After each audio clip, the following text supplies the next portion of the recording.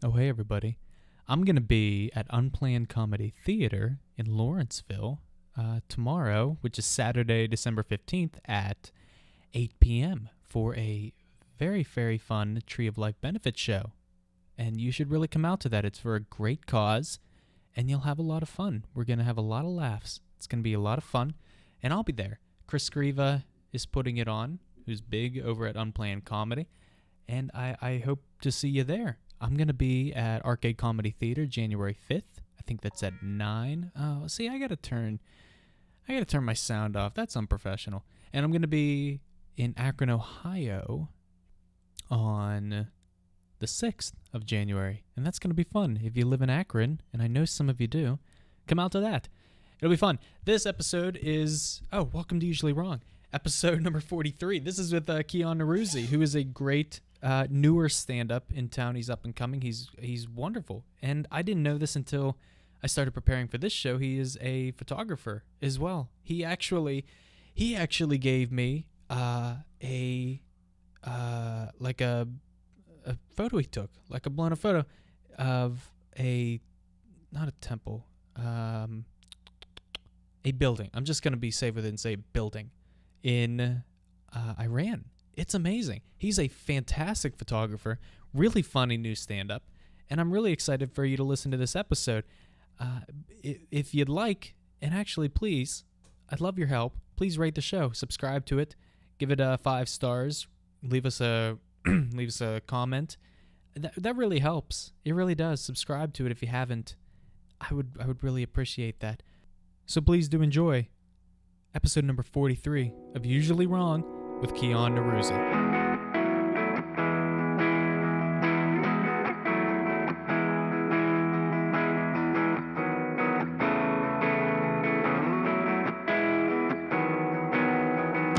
When we finally got down to something which the individual says he really wants to do, I will say to him, you do that and forget the money.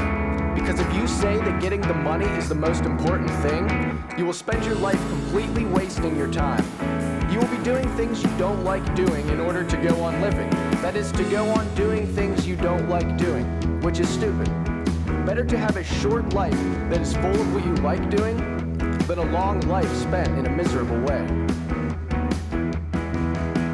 What the hell was I thinking? I love those. And like the s'mores frappuccinos, like it's not even coffee. It's a dessert. Oh my god, they're not here this year, and I was pissed about it. The s'mores frappuccinos from Starbucks. I hope they bring them back because they're the best.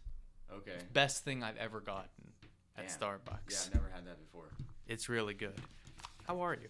I'm doing well. Are you good I'm in general? Very good, yeah. Are you? If you could put the microphone like right here, we'll just go to get started. I'm a guy. I like the chitter chatter walking in. Like that's what I. Breaks the ice a little bit. That's it, and it reminds people, I think, who are listening that this is a conversation more than it's an interview. Mm-hmm. Like that's what I like, and I'm not gonna wear these the whole time, but Okay. I've had people tell me recently they can like hear the guests really well and not hear me really well. Oh, really? So now I'm like super So conscious. you can hear of it. everything in those headphones. Yeah, I can hear most. I used to have 2 headphones. I don't like having headphones on for a conversation. Mhm. Have you done other podcasts? No. No? I am recording one for my company though, so I've been on you like did tell me your that. end of the podcast, interviewing other people. Oh, okay. So For I've what? never- so there's my job. I work at a company. Yes. It's always weird. Like anytime someone asks me what I do, I just say like I work at a company. But I don't know how to explain it. What do you but, mean? You try and explain it. So I am a pricing analyst at this company, Thermo Fisher Scientific. Oh, yeah. And so me and my friend were asked to create this like reverse mentoring program, Okay. which means that in a typical mentoring relationship, there's like a senior leader with a younger person. This is supposed to be the other way around. So like the younger person mentors the older person. Why? So it's like To get better with like technology? That's part of it, but it's Like older people? like if there's a vice president, they'd be put with like an analyst. So Oh, okay, yeah.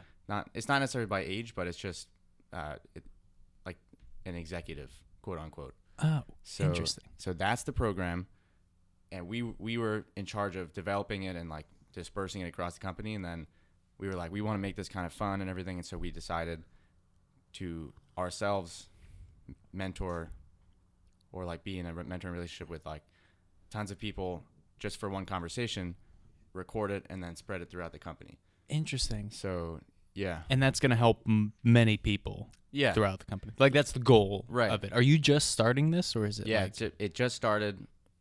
We just went on a trip. We got sent out to like one of our offices on the West Coast, which was really cool. So we recorded like 15 interviews out there. Oh, but that's fun. Yeah, it was really nice. But we had like a very amateur setup compared to this is like a really nice. Oh, thank you. I think this is like super amateur. I mean, this whole thing was like $125 Oh, to really? put together. Yeah, like Yeah. I hear people like renting, like people rent studio space, right? And people know people Yeah. who can get them into like really nice studio space, and it sounds really well. But like this works for what I'm doing, Yeah. right? Like it's just this office and two This is microphones. important, I think. Having this up to your, because we have like just table ones that are far away from the mouth. I think this probably Oh yeah, it's it being close to your mouth. yeah, it's nice. What I want, I want like those arms that like pull up and then you can like lean Yeah. back Yeah. and stuff, and it's nice. That's Those are the cool. next step for.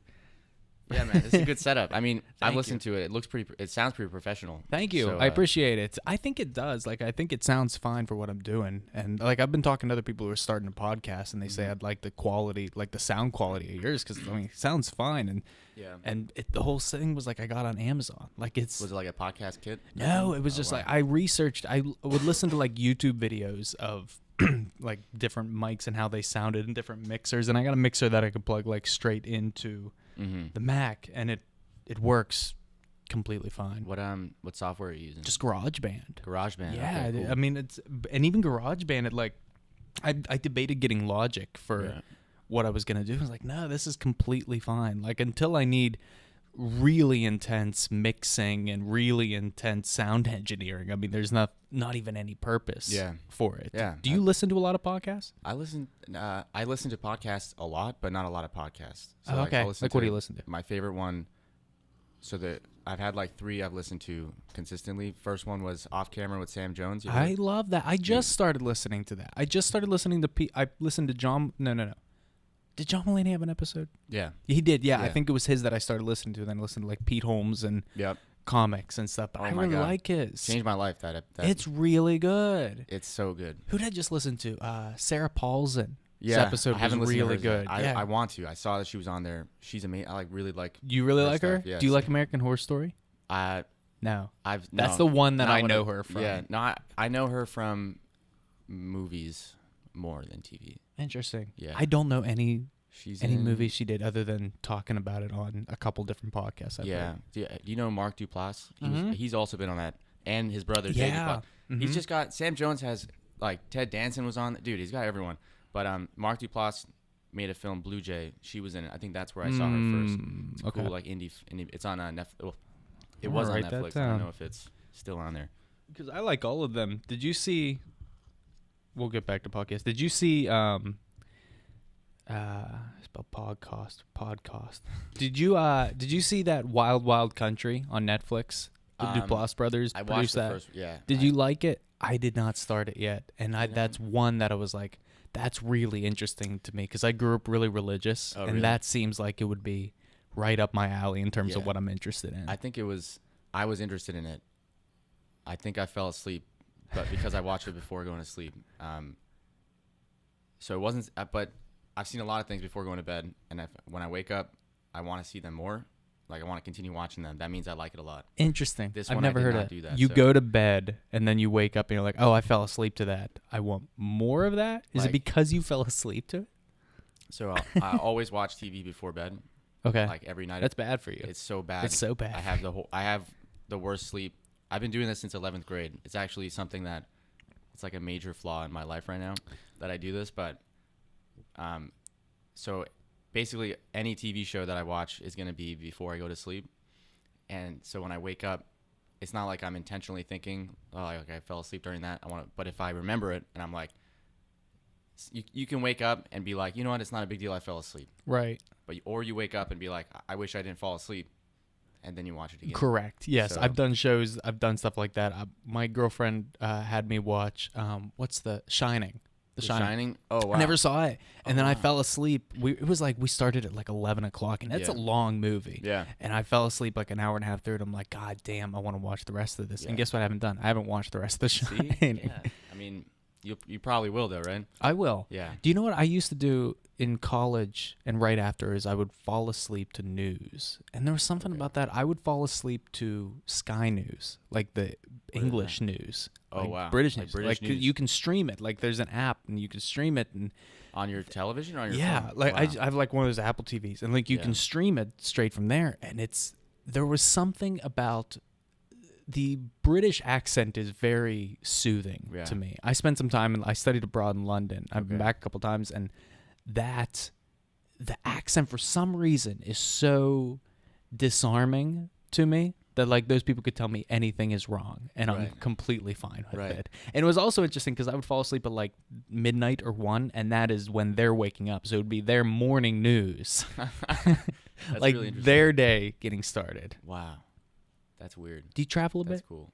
I do travel. That's what I I thought. like to travel a Because lot. I didn't know you were a photographer Yeah. until I started prepping. I don't do a lot of prep for these, but Yeah. like I started look because I don't know a lot about you. Like Yeah. we've had brief interactions at different open mics and shows around town, but I didn't know you were a photographer. So Yep. I have to imagine you travel a bit for that. Yeah, so I'm not like my job isn't like photography. but Right. It's been a really big passion of mine. Like before starting stand up, this was like my form of expression. I Yeah. feel like. When did you start? I started,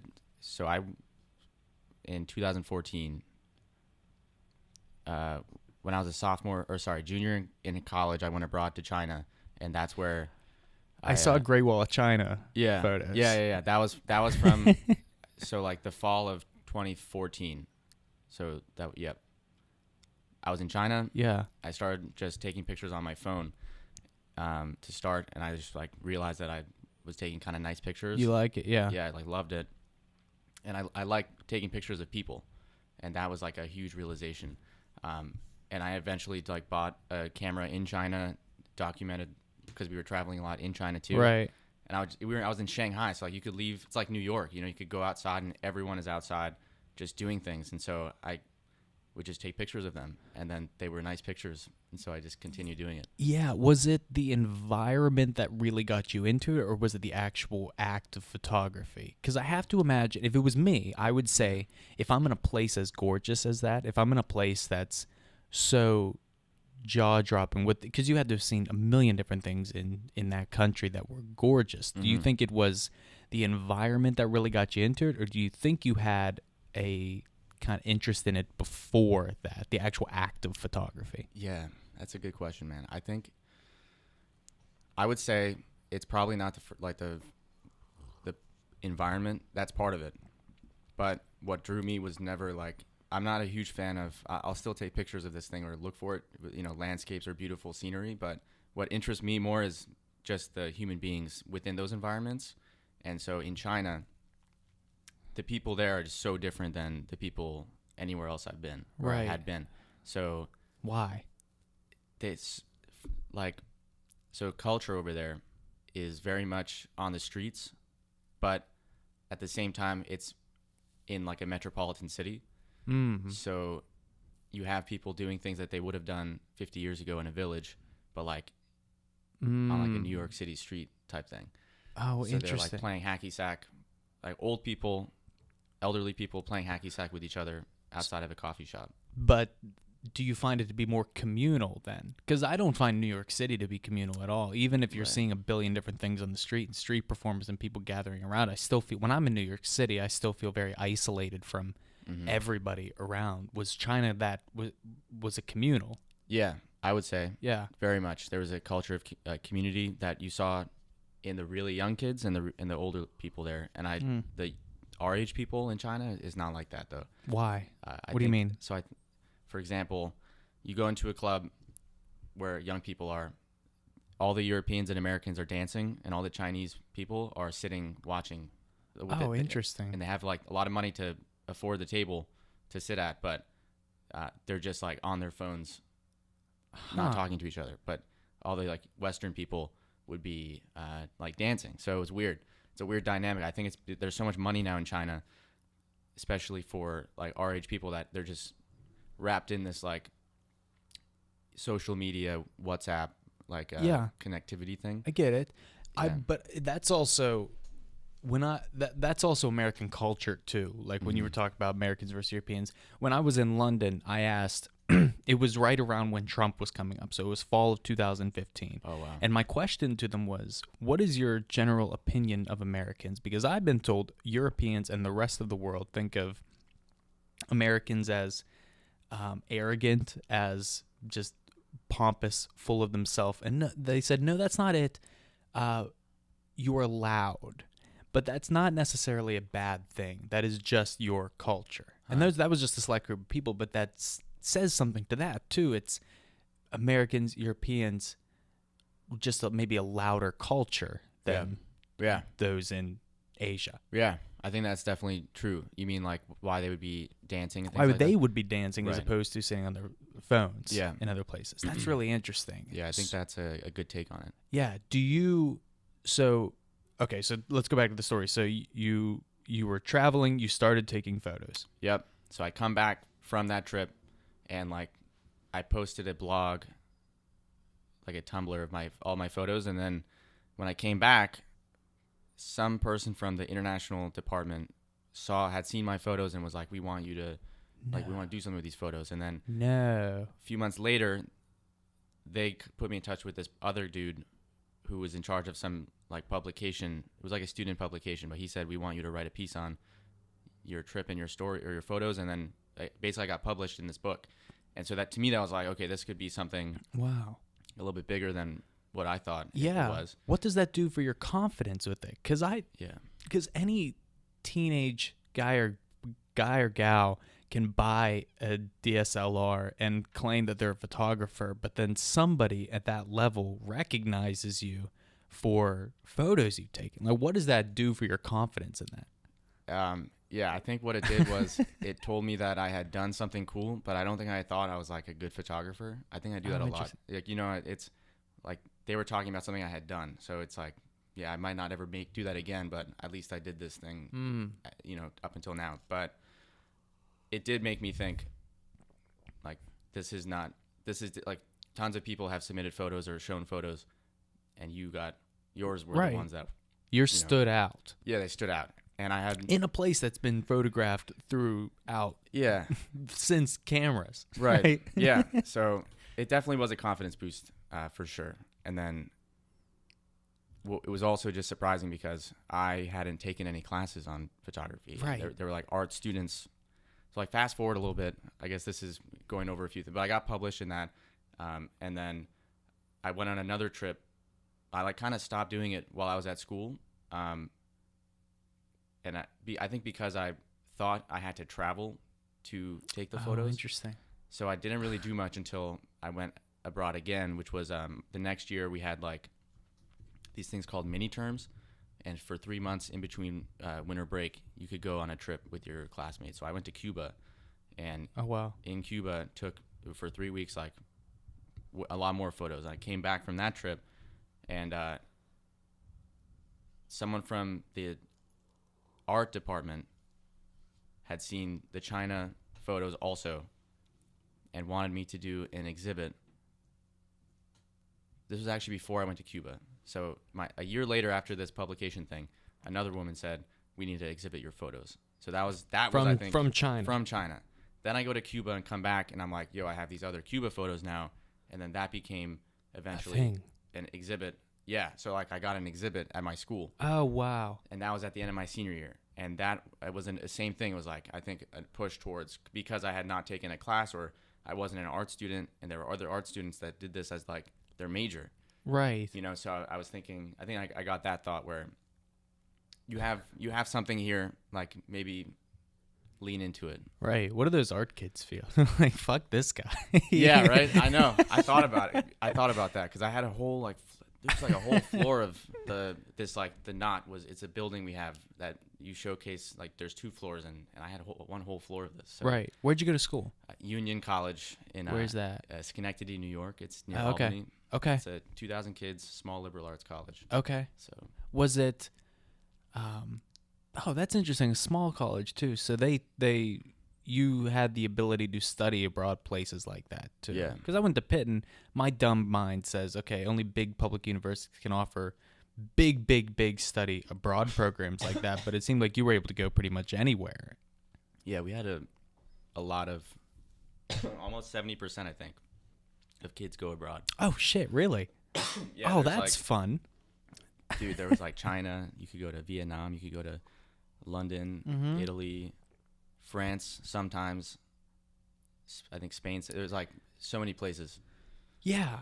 Do you feel like in a school like that where most people study abroad, do you think that school is just a little bit more cultured then too, right? Like they Yeah. have to be. Like that Yeah. if everybody I knew went out of the country, I think we would just think of things a little bit differently. Yeah. That's it. Like I've spent some time in like Eastern Europe too, and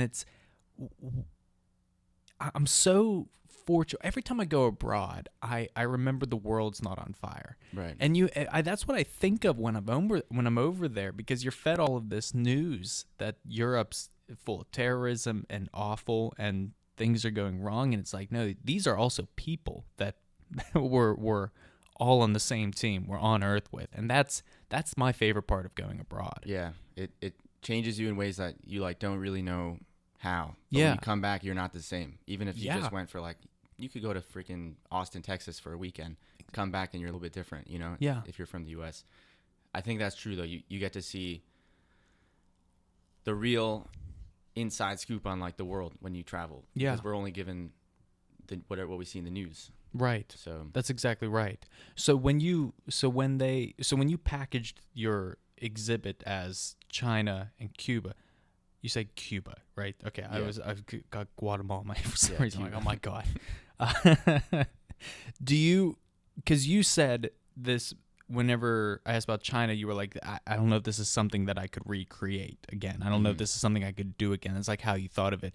When you packaged that as an exhibit, was that when you said, okay, this is something that I'm actually good at? This is something that I actually have a knack for, because not only have I been recognized before for this, but hey, here it is again. I wish I could say, I don't think so. Really? I really don't, because then I kept, every time I went abroad again, I was like, fuck, like I can't do this again. Like I lost it. Oh my god. Even in Cuba, I was like, what am I going to do? Like these photos suck. And, but that's just who I am. I think I don't think I'll ever like what I'm doing. It's even in stand up. I feel like I'll do like a really good set. And then I'm like, I can't ever do that again. Do you think you've always been that way? I think I have always been that way. Yeah. I'm definitely on the same page as you. Until recently, I just grew up with like self-esteem stuff that like what I was doing was not particularly great. Like Right. I am not the smartest of my friends. I am not. I'm definitely not the funniest comic in Pittsburgh. Until recently, I've started to really build confidence with stand-up, with work, with a whole host of other things. I don't know when that really was. That I don't even know if I could point to like a time when I was a kid that it was like my confidence is not the same as like friends of mine, Yeah. and the same as like peers who are doing really well. Maybe it's because I wasn't a really good athlete. Yeah. I'll even tell you that when I was in 8th grade, I think about this moment all the time. I did like cross country, I did track and everything, and the coach had me do high jump one for an event, and started having me do that. It's like the one where you run up. I don't know if you did track it, but it's like the one you run up and then you jump over. Yep. This pool. I don't mean to mansplain that, but some people are familiar. So I started to get good at it. Like I started to do it a lot, and I started to get really high. And I remember this one meet where I hit like a really high thing for an 8th grade, and my dad was right there. It was like a great moment. And then the next practice, like that Monday, I ran up to it and I just froze. Like I stopped. Wow. I was just like, I don't know what happened. Like I couldn't do it. And then I've never done it again. I Wow. never did it again. I never jumped over the bar again. Like there was a mental block right there that I cannot figure it out to save my life. But for some reason, it just stopped. Wait, did you try and run again, or I tried to run again. I You tried it couldn't do like it? 30 times, and Wow. my body would not let me do it. And I think about that all the time. Like I think about like even stand up. Like what Yeah. if I go up on stage one time and I freeze, and that's it. It's over. Do you Right. know what I mean? Right. Do you have anything like that? Yeah. Do you relate to that? I'm not even asking for a story. Yeah, I definitely relate to that. I think you're always worried about losing the magic, I think. Yeah. I am, at least. You know, whatever the magic is. It could be photography, like sports. I think I was never good at sports either. So Yeah. I do relate to that. I also think the self-esteem thing, if I don't know, were you like this, where growing up there wasn't like something that you could point to that's like, I'm really good at this thing? Oh, Whereas buddy, absolutely. yeah, like sports definitely, but like people were in plays, Mm-hmm. people were like good in school, like, yeah, were you like that too? Yeah, absolutely. So I think there's like if you don't have something where people can point at and say you're something, That's you. Right. That's your thing. And it's almost like you don't have an identity. And I Right. think now I've gotten it. I think I really started to develop that when I was a junior in school, and I got a job at a nice insurance firm. But that was me. Like, that was what I'm doing. I'm doing like financial advice. And that was a thing Right. for me. And then stand up. And now I'm a stand up. According to my friends and according to my family and according to myself, I'm a podcaster. Like, it's my identity now. But I 100% agree with you. But I was also like a little bit good at a lot of things. Yeah, I that's was the like thing, yeah. passable at a ton of stuff. I was an average runner. I was an average student. I was an average trumpet player. I was an average singer. And I still am. But that's been all my life. I've been kind of good at a lot of stuff. And now I feel like I'm getting a lot better at specific things. Right. And I think that's the way.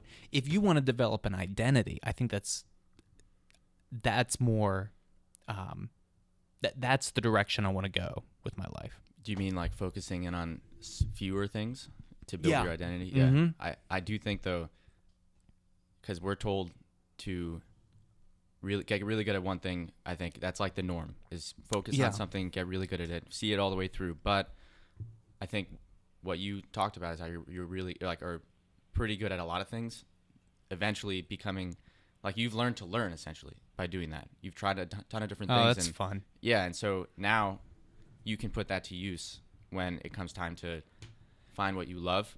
You're Yeah. going to be really good at learning that thing. Yeah. I really think it's necessary to, maybe this is just like a way to cope with, because I'm the same thing. I was really good at, or pretty good at a lot of things. And people would always say, like, why are you doing so many things? But there's a through line through all the things that you get kind of good at that eventually lead to the thing that you want to get really good at. Yeah, you learn to fail too. Right. You learn to suck at some shit. you Big know? time, yeah. And then you take that to the next step. I mean, or to the next thing that you want to do. We would always complain, and this is like an age-old argument, but like, why am I learning calculus and science in school when I know this is not what I want to go into? I took a goddamn engineering class in high school. Like, why am I taking this? Why am I learning this? Well, it's to train me to learn. Yeah. It's to train me to critically think and to critically solve problems. If I just took classes in stand-up comedy and finance in high school, I wouldn't be anywhere near where I am. And I'm not saying I'm a smart guy. I'm not saying I'm the smartest guy in the world, but you're right. You learn to learn, and you learn to fail too. I failed a lot in like high school and college and stuff, but that helped me accept and overcome failure and obstacles now. Yeah. This is not an interview. No. I promise. No. What do you mean? Yeah, I'm just I saying, don't like, think it's that's a horrible question. That's not a question. I no. like saying that it's not an interview Right. because some people come in here like, oh, he's going to ask me a bunch of questions. I have one question for you, and we'll get to it later. No, yeah. It feels like a conversation, so Good. no worries. I'm happy. I think, But you know what I'm saying? Yeah, I think learning to fail, and yeah, you just try a bunch of different things, and it's like, how the fuck are you supposed to know that you want to do something at like 16 years old? Right. And if you choose that thing and you never look anywhere else, I mean, what the fuck? Like, you're gonna get to a certain point. It's either you love it and you got lucky, or what most people find out is that it's in fact not what they wanted to do. Right. And then there's like, the learning is not there to be able to pivot or Right. switch. That's right. The downside is you may never find that thing you really love because you might not be going deep enough. I think that's a fear I have. That's interesting. Yeah. If you don't, because I get bored easily. So I've been like, one thing that I got like pretty good at was diving. I was a springboard diver in high school and college, and that for me was like a really big changing point to my confidence, because I had never been good at anything until then, and such a cool thing too. Yeah, it's like cool. high diving. Yeah. Oh well, shit! It wasn't that in high school. It was only 1 meter, so it's like where that is maybe higher. Sure. And then water, and I was really bad at first, and then I got a new coach when I was a junior in high school, and I got like pretty good. So for me, that was like when I went to my family events. I have a really big family, so there's like 30, 40 cousins I have just on one side. Wow. So like Christmas parties, after I got good at diving, people started to ask me like, how's diving going? And it became kind of something that I was doing where you could it's your thing. relate to me through my diving. Yeah. And yeah. but I also started to think later on that's almost a bad thing sometimes, because you get pegged as like Kian's a diver and he's only a diver. Yeah. And I think that happens sometimes when you, I don't know, maybe just me, but I get I get that, and maybe it's that with a big family too. Do you find? I find a real satisfaction that my extended family knows that I do stand up and knows that I do a podcast and is interested in it too and wants to know about it. They're stand up fans, so that it's probably a given that they're gonna be interested in it. Diving might be a little bit harder because they might not be into it. Right. But do you feel that same? Do you feel a real sense of almost bizarre satisfaction? Not bizarre, maybe, but do you feel a stranger sense of satisfaction when your family notices you? Yes. Because I do too. Yeah, absolutely. I think 100%. And I think it's hard with you when you have a lot of family for them to know who you are. So when they know something that it's like access to who you are, then it's almost like enriching in your relationship with them. Because you can't get to know like I have 5 uncles on that side. I don't know if they really know like Kian, but they know I'm a stand-up, which or a diver, which means some things, so that they can then know a little bit more about me. When they see me, they ask me questions. Now I can learn about them too. Right. So yeah, there's yes, I understand that a lot. I don't have as big of a family as you, but I don't know them as well as I probably could right now. They live 45 minutes north of right here, and it's hard to get to know a big family like that. Isn't that bizarre, though? I mean, these people are blood relatives, and I know them less than I know people in stand-up. Right. It's crazy. Yeah. It's because it's like, I think there's also, because your family, there's an assumption that you are closer than you are. Maybe you don't try as hard to become closer because it's like, oh, we're family, we know each other. You know? That is it, though, right? We got it. We're together. We're in this. Do we really need to get to know each other as much? Or maybe right. Like we think we know each other more than we actually do. So I never thought about that. Yeah. Did you see them throughout your childhood a lot? A good bit, but now it's major holidays. Yeah. And that's crazy too. Yeah. And maybe that's on me. I need to visit them a little bit more. I mean, they're 45 minutes north. I could go there today and have a talk and have conversations with them. But even my grandma is 81 or no, 83. She's 83. She's in a nursing home. The moments I've got spending getting to know her more in the last couple years and just asking questions too, it's been unbelievable. Like she's given me answers. Like she has a little bit of dementia right now, so she can't really remember a lot. Like she messes up my name sometimes, but she remembers her former husband that passed away a month before I was born better than anybody. Like she can recall specific details about him. It's like I'm really interested in that stuff, and also cultural things too. She was born in 1935, so I asked her about it 2 years ago. Do you remember anything about what was going on during World War II? Because she would have been like 6, 7, 8 at that point. And she, without any hesitation, she was like, No, but I remember our parents were trying to keep stuff from us. Wow. Isn't that fascinating? Yeah. Like I could have her on this show and Yeah. just talk about what she said there. Like little things like that. Because I remember it. I was You remember World War II? I remember World War II. I remember Vietnam. No, I think I was 7. I was 8 years old when 9/11 happened. Yeah. And I remember that same type of thing where my parents were trying to not keep stuff from me, but there were things that didn't make sense to me. Right. Like obviously I knew a big attack happened, but there were like minute things that I didn't necessarily understand that was going on in the administration and things, and like, oh, okay, I can relate to that. Yeah. That's something that I can relate to in that story. Yeah, now you can kind of connect with your grandmother Yeah. in a way that you never had before. Right. And I think it's also interesting that she remembered not like a event or necessarily a memory, but a feeling. It's like, Yes. you know, that's super interesting. Yeah. Even 80 years later. That's crazy. Yeah, dude, It's fucked up. that's that. Yeah, I completely agree. When did you start doing stand up? Stand up May 7th of this year. Of this year. Yeah. Have you always been a fan of stand up? No. Oh, then tell me why you wanted to get into it. Now I'm curious because you have a link on your website to comedy and videos and stuff. I want to know like why. I'm always just interested how people got into it because I got into it for different reasons. Why did you get into it? So I got into stand up. I wanted to be a comedian officially. Like I told my dad, I was sitting down with my dad 2 years ago and was like, I was watching, you know, that TV show, History of Comedy on CNN. Yes. So when it first came out, I like was addicted to this thing. Nobody knows comedy like CNN. Yeah, right. Yeah.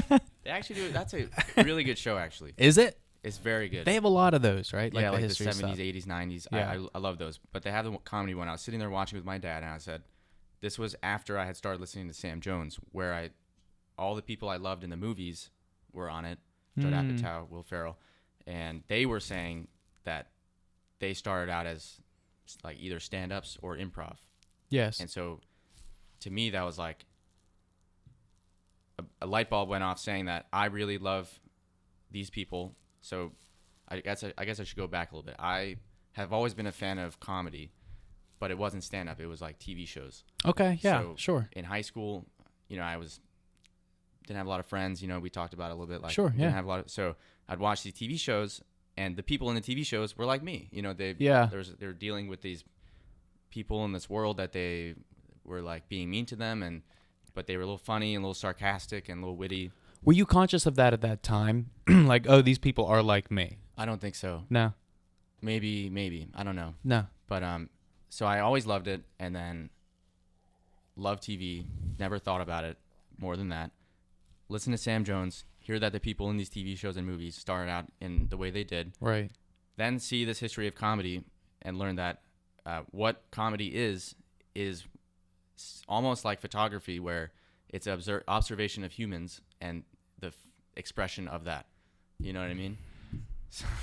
That's my question for you, man. You Yeah. answered it. Yeah, you find comedy to be similar to photography in that aspect. It's just a different medium. You're capturing an essence of yourself and other people just expressed in a different way. Absolutely. It's the same exact thing. And you noticed that, like you saw that coming into it. That was 100%. So after I started photography, I thought about what it was that I was taking pictures of. This is early on. I noticed that they were all people. Candid photography. I thought it was called candid photography. That's what I was calling it for like the first 3 months. Then I found out there's this thing called street photography, which is like an actual field of thing. Right. And street photography is the observation of the human condition, you know? Okay. So that came into play. Then I watched this comedy thing on CNN, and they're saying that this is the human condition expressed in whatever, sketch, TV, They're movie. taking that verbatim. Like Almost, yeah. Then I look at my dad and I say, I think I want to be a comedian, because it all came together, and I was going to take an improv class in Boston. This is all in Boston, so I'm from Boston. Oh, okay. And I was going to take an improv class at Improv Boston. They had like a free Saturday 1 hour Yeah. thing. I took one of those at Unplanned Comedy Oh, with really? Woody, and I need to take a class, but yeah. Okay. I got you into it. Well, I never went actually. Oh, you never went. I wanted to go for a year. The whole year I lived in Boston. Never went. Moved to Pittsburgh. All of a sudden, new job, or it was the same job at different location. Why are we moving to Pittsburgh? So I was in this company I work for, Thermo Fisher. Yeah. I was in their finance leadership development program. So it's a 2-year rotational program. Every 6 months, you go to a new job. Okay. So my first year was in Boston. wow. Second year in Pittsburgh. So and they chose that for me. There was either Pittsburgh or Carlsbad, California. And You're going to Pittsburgh. gave me the Pittsburgh one. It's like you want to be closer to home? No, they just told me. Oh, they just told you. Oh, okay. So You're going I to probably would have chosen Is that California. true? But anyway, so I come to Pittsburgh, and there's the job was like super intense. Anyway, I kind of let go of this comedy thing, the thought. Okay. Then I'm like 8 months into me living in Pittsburgh, and broke up with my girlfriend that I dated for 5 years. And oh, God damn. all of a sudden I have all this time, because we used to talk so much on the phone and shit. And so now I have all this time. I just went on a kind of long trip, because after you finish this program, you have to interview to choose where you live after the program. So I went to like 4 different offices, came back, I'm at my desk on a Monday, and I remember that Arcade Comedy had classes, because I think I had looked it up when I had gotten here. Right. And they had a class starting with Colin Chamberlain on Tuesday. And this was Monday. So without thinking, I signed up. I'm like, this is it. There's actually sketch and stand-up. And I asked my friend, which one should I take? What's better, you think, sketch or stand-up? And he said, do the stand-up one. Because we used to try and write sketches together. That's actually what I was more interested in at the time. Oh, was really? sketch I comedy. was really interested in sketch growing like up, Key and too. Peele and yeah. I didn't even know it was sketch comedy until I think this I started to realize SNL was like sketch comedy. You know? Interesting. Yeah. Or like Good Neighbor stuff. You ever watched that? Oh, I love it. Yeah. Those were like the early on influences. So anyway, that's how I started. I took the class, and then that was like game over. You know? Yeah. So What was it about the class, though? What was it? Was the class a reaffirmation of what you actually wanted to do stand-up wise? Was it solidifying that idea that comedy and photography are similar in the human condition aspect? Was it the class? Did it solidify that idea for you? The class, I think I had, in a way, actually, yes. So the first day of class, Colin says, you have to go on stage and do 60 seconds of a story. Just tell any story.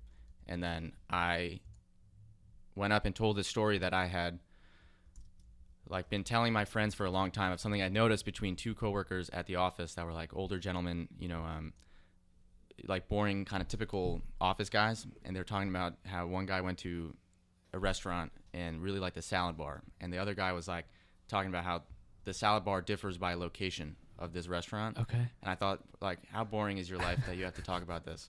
So there's the, you know what I mean? Yeah. There's the observation. I go on stage, I tell this observation, and then I got some laughs. And I'm like, okay, no one has been listening to me tell this story 100 times before this. I go on stage, I tell this story, which is like a need for me, because I was already doing this, telling people. And now people laugh, and it's like, what you noticed has value. Like, these aren't just stupid things that you're noticing. Right. The same as photography, where you notice something, you take a picture of it, you put it on Instagram, people say, oh, I relate to that. You go on stage with an observation you made in the office, boom. It's validation. I think it's because I had been having these observations. I was telling my friends, they're like, dude, you're stupid. Like, what are you talking about? Stop wasting my time with these sketch ideas or these jokes. Right. Which I didn't know what they were at the time. So then I think that is what happened. Like, it was reaffirmation that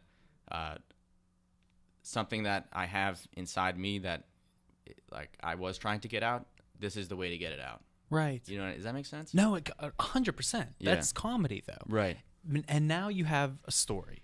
Now it's take it and add tags, add jokes to it, make it funny. Right. I mean, there's Mulaney's the big one for me. Birbiglia.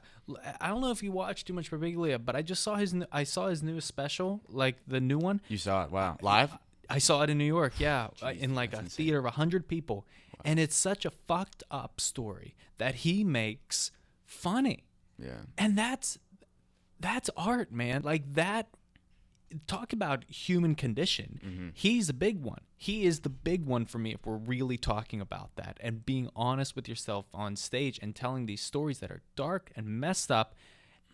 He is all time for that. Yeah. For me. Yeah. Is being able to do that. And I think all stand-up should be really trying to do that. I talk about goddamn Chinese food on stage. If I tell that joke one more time, I'm going to blow my brains out because, and I don't need to be flippant with that but who is that relating to? Yes, it's like a funny joke, but Right. I want to talk about what we were talking about, like me being not good at anything in high school. How can I sit down at a piece of paper and make that funny Right. and make it relatable too in a crowd that might think about it like at an open mic, right? Like, how can I get those people to laugh at something as seemingly bleak as that kind of thought? Yeah.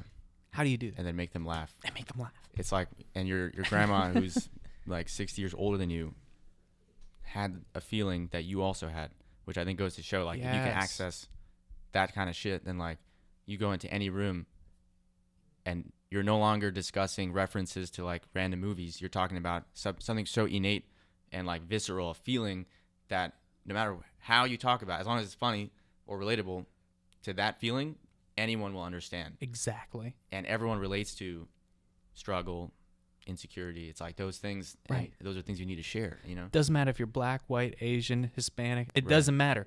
If you can make a group of people laugh through that, you're right, innate feeling, Yeah. you're a comedian. And Yeah. I still don't feel like I'm anywhere No. near that. Me neither, but I think like Birbiglia, there's a quote he said in one of his, someone was referencing it, so I don't know where it is, but he was like, hadn't developed my sense of humor yet. Oh, who just said it? I think John Dick Winters said it. Oh, recently. Is that where I heard it then? I might Did have you heard listen to it? I listened Yeah. to that one. I think he said that. Oh, on wow. his. Okay. That's That's funny. really funny, yeah. That Referencing is your true. podcast. I love it. We're excited. Yeah. So he said that, and then also Ira Glass. They work. He's with Michael American Life. Yeah. Okay. He said one thing, was like, it takes a long time for your talent to reach your taste. Oh, that's fun. So, because we're Yes. comparing ourselves to like Mike Birbiglia. Yes, You know? sure. And this guy has 10, 15 years, 20 years developed his talents. Exactly. So, This podcast is I've toted it as a beginner's guide to stand up from a beginner. Yeah. Right? Like that's exciting to me. Yeah. It's exciting but frustrating. But I also feel like and I think this is another Birbiglia quote, but I don't know it. I think you have to tell the bad jokes to get to the good jokes. Right. I think you just said it in another really elegant way. Yeah. From well, Ira Glass. Glass. Ira Glass said it in He this said way. it in a nice way. That's it though. But there's also like that's exciting to me, and I've Right. started to really fall in love with the process of it more, and fall in love with not doing well on stage and getting better at it. I had about a month and a half ago, I did this fundraiser down at the Improv, and I tanked it like in front of people who were there to watch it. I was the first one on that stage when it got renovated. First one. Christened the stage. Christened the stage with, they asked me to do 20 minutes. I did maybe 14, and wow. I'm done. But people were like looking around like, oh, this is a cool new place. Like drink orders are getting taken. So it was hard for me to like set up stuff. And I'm not like, I should be able to do better there Yeah. at this point. And that was just it was a moment that I was like, oh, this is not as bad as it seems. It's bad right now. Yeah. But you have to fall in love with eating ass. Yeah. And just getting it done. I hope people take that quote. Eating You ass have- on stage eating also ass on doesn't clarify. No, much it doesn't. more. No, it doesn't. But you know what I mean? Like you have to Yeah. fall in love with the process, or it's like you're not going to get any better. Yeah, man. I think I went through a phase, and I'm very early in it, so I don't think this early on. I don't think either of us can really have like a downturn Yeah. because it's like What do we have to lose? you're also way further on than me. I recognize that, but I think we're probably still early. Yeah, I started about 2 years ago. Okay, so I'll speak for myself then. Like early on, I don't think there is such thing as like eating ass fully, because I haven't experienced like doing very well either. So everything I'm doing right now is probably shit. But what was I gonna say? Yes, bombing or not doing well.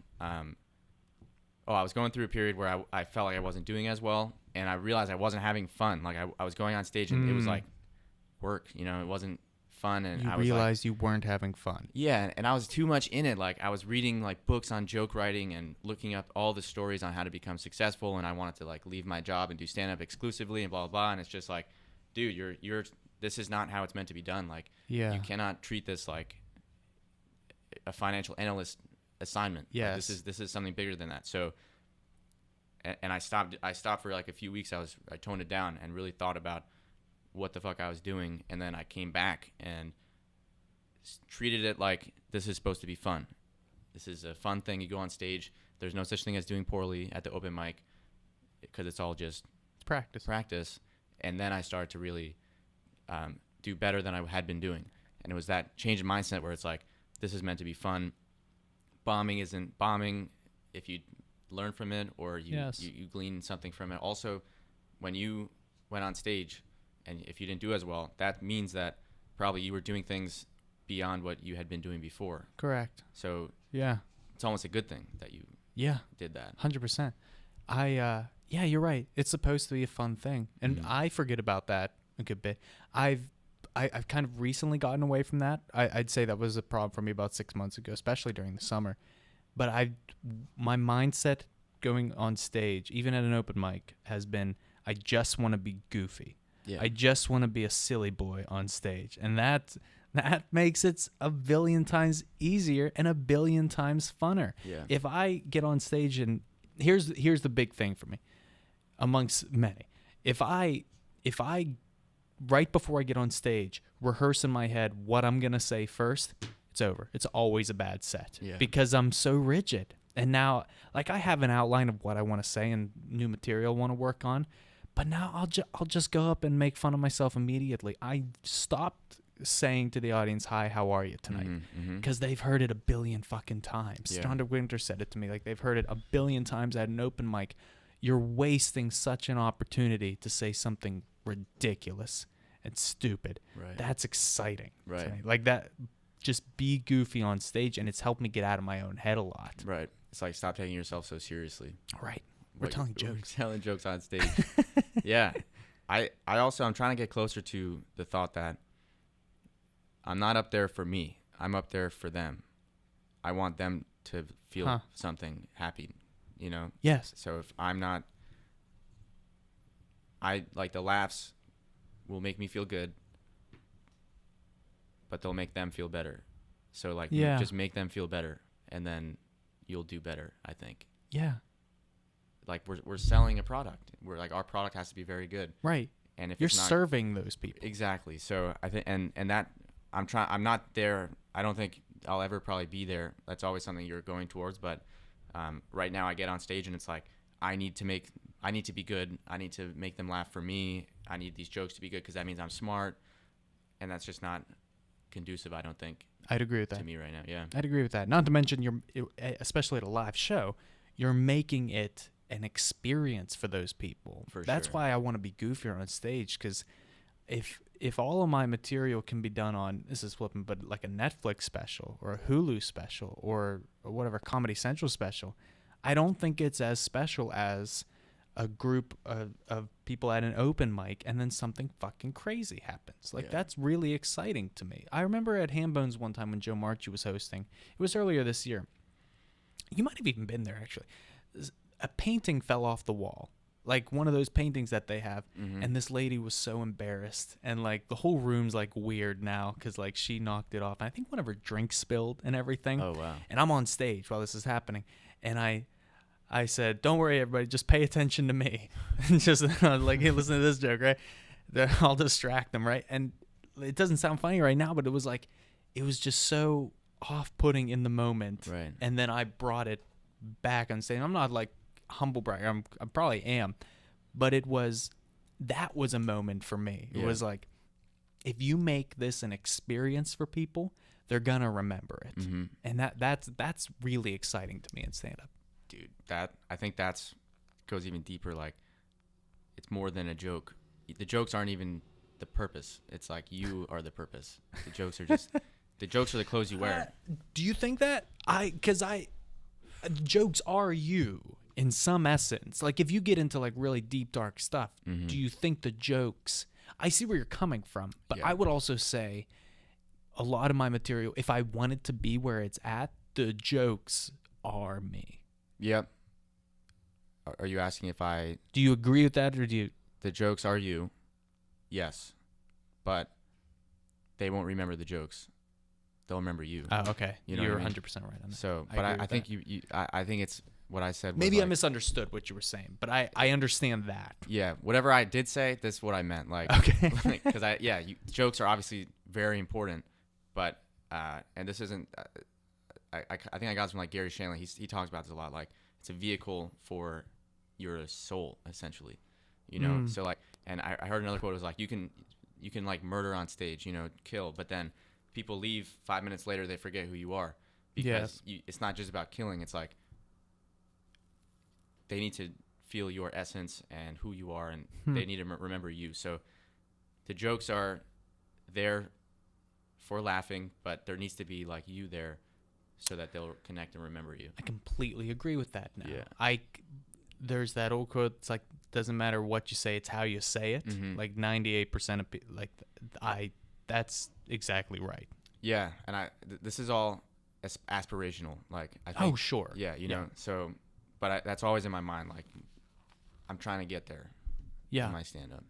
That's great, man. Yeah. That's great. We are, let's see.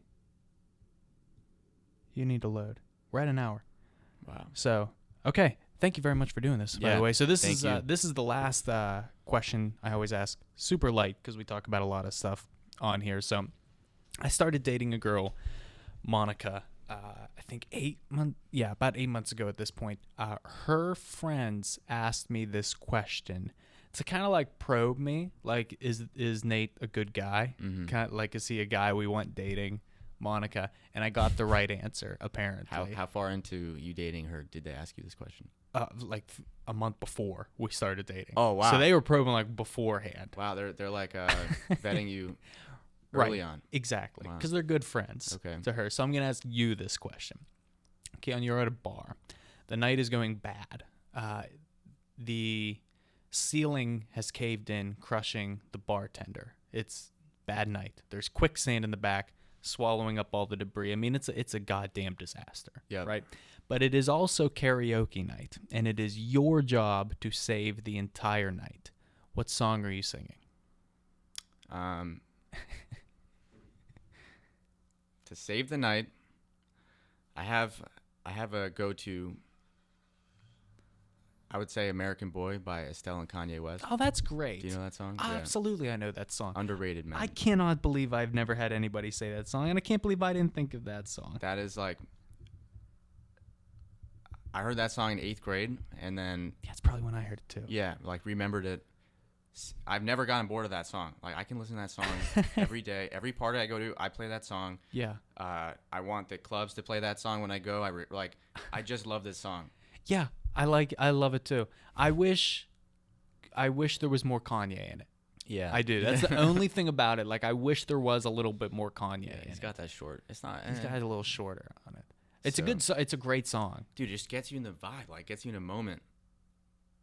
By yourself with people, everyone is related. Dude, it's fucking just a really good song. Is that your favorite Estelle song? Name me another Estelle song. Yeah, Estelle song. I mean, I have no idea. I listen to that album mostly because I'll start with American Boy and just forget to change it. Oh, So I okay. just play the rest. She got some good stuff. Does she? I really don't listen to her at all except for that song. I had this one joke that kind of worked on stage, so I just put it on an Instagram post, and I'll never say it again on stage because I don't like when people do that, and I do that sometimes too. But I'm like, all right, let's all go around the room and name our favorite Lips Incorporated song. I'll go first. Funky Town. Is that song Funky? That's it. That's the only. Yeah. Lips exactly. It's called Lips Incorporated is the artist. Dude, what the fuck? No name is idea. that? Wow. And Lips then, Incorporated. and then I'm like, no, I fucked up that joke. Let's all go around the room and name our favorite Psy song. I'll go first. Gangnam Style. I think I've It's heard a that B joke, yeah. minus joke. Yeah. I love it so much. Does it get laughs? It gets laughs, but it's like it does okay. Yeah. Like, it's not anything I'll put on B grade. my Not an A Conan set. joke. Not Can't an bring A that joke. one to the clubs. Can't bring it to the clubs. Maybe an alt room No. joke only. Yeah, good. That's it, man. Do you have anything you want to promote? I have photos for sale on my website. Yes. If anyone wants to purchase one of them. What's your website? KianNowrouzi.com. You can check it out in the bio. Check it out in the bio. My Thanks. Instagram bio at the Kikafer. Yes. My Instagram. Just fun. You have a fun Instagram too. Thank you. That's Thank cool. you. Work very hard on it. You should.